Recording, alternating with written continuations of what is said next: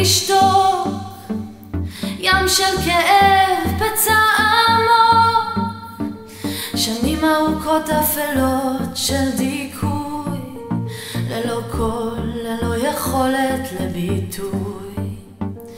היום אני משמיעה את קולי, מאירה מתוכי את האומץ לדבר, לשיר, לרקוד את רצוני, לבטא בקול גדול את נשמתי.